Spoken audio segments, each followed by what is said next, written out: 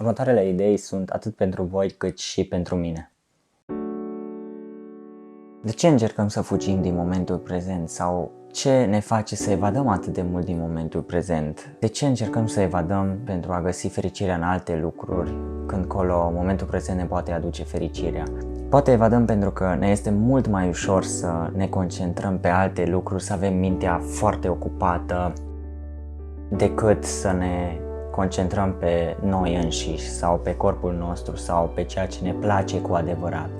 Atunci când trăim momentul prezent, zicea în cartea Puterea Prezentului, zicea autorul că mintea practic se opune pentru că n-are la ce să se gândească, se pierde.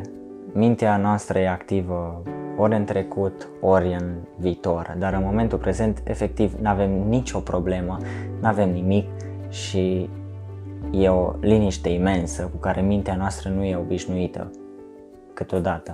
De foarte multe ori mă întreb de ce încerc să evadez din momentul prezent, oare ce presupune fericirea sau ce înseamnă mai exact fericirea?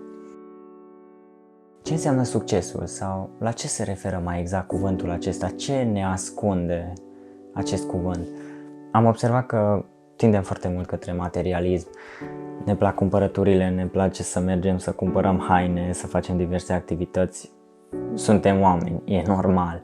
Și mie îmi plac lucrurile acestea, dar nu cred că statutul nostru ar trebui să se definească pe ceea ce avem, ci mai degrabă pe ceea ce suntem.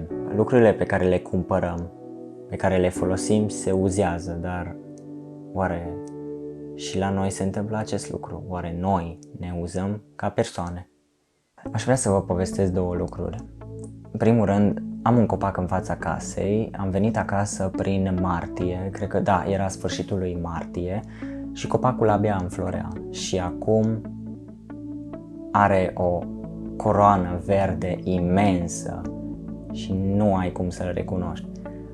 Ce a făcut copacul? A stat, s-a hrănit, a acceptat totul, nu s-a opus vremii, nu s-a opus ploii, a stat și s-a hrănit și la un moment dat și-a arătat frumusețea interioară.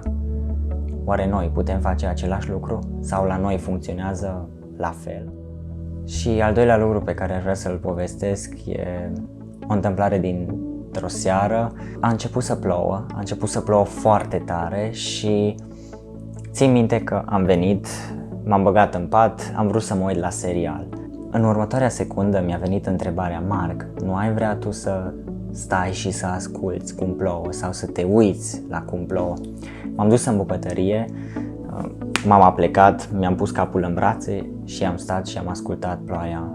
M-a liniștit foarte mult și pur și simplu m-a cuprins în sunetul acela. Dimineața următoare am deschis geamul și am simțit mirosul ploii, mirosul acela de după ploaie și efectiv era extraordinar. Țin minte că am fost la un workshop, la lucru acum, nu știu exact când, cam în decembrie parcă, și un profesor psiholog ne-a povestit despre emoții pozitive și ne-a spus în felul următor: dacă încercați să faceți măcar un lucru, ceea ce vă place, într-o zi, puteți considera că ziua aia nu e pierdută.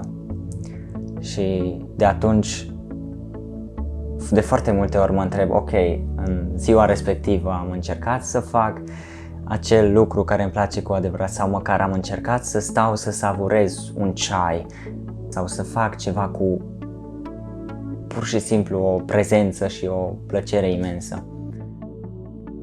Prin aceste povești am vrut să subliniez cel mai mult ideea de prezent și faptul că lucrurile acelea mici pe care chiar câteodată nu le observăm nici de cum ne pot transpune într-o mare măsură în momentul prezent.